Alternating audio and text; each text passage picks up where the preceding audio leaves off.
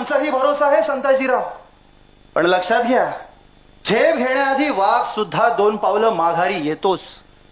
आजवर आमच्या सैन्यानं जिंजी कर्नाटकच्या भागात मुळं पसरू पाहणाऱ्या मुघलांची सत्ता पार उपटून टाकलीये. आम्ही स्वतः इथल्या पाळेगारांना हाताशी धरून दक्षिणेत आघाडी उभी केली.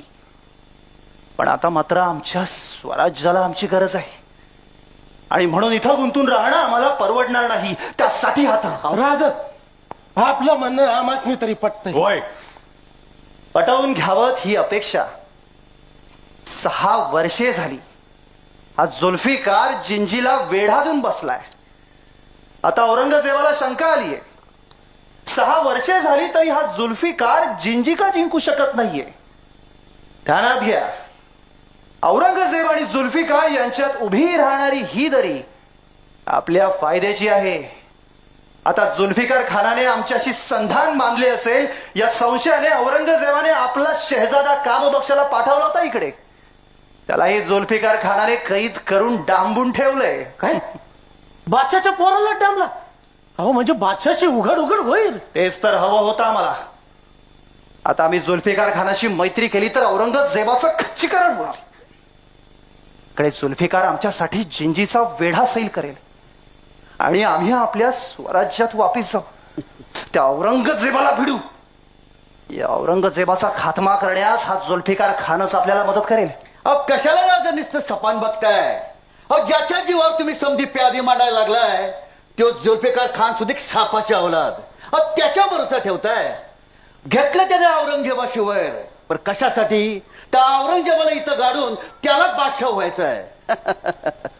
उद्या औरंगजेब मरल, पण यो दुसरा औरंगजेब आपल्या डोसक्यावर बसून मिरा वाटल.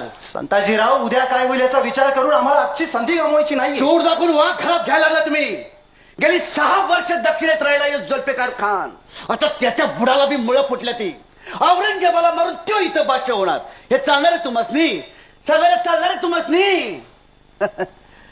तुम्हासनी चाललं हो, पर यो संताजी का खपून घेणार नाही. संताजीराव तुम्ही छत्रपतीच विरोध करताय. काय ना? तो हक्क आम्हाला थोरल्या महाराजांनी दिलाय.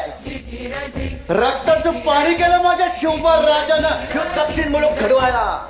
रायगडापासून जिंजीपासून ठरवला यो मुलूक आपला. आणि या मुलखात त्या रान बोक्याची मिजाज कशा पाहिजे त्याला ह्याच्या बादशाह उद्यायचा. त्याला जमणार नाही. आज पतूर कुत्र्यासारखा ताणून मारला त्याला आम्ही. अजून मी मारो. अरे हिटाच मारू ते पण इराक बलुचिस्तान पतूर घोडे उधळू. पण हिता फक्त आमचा भगवाच भडकला पाहिजे.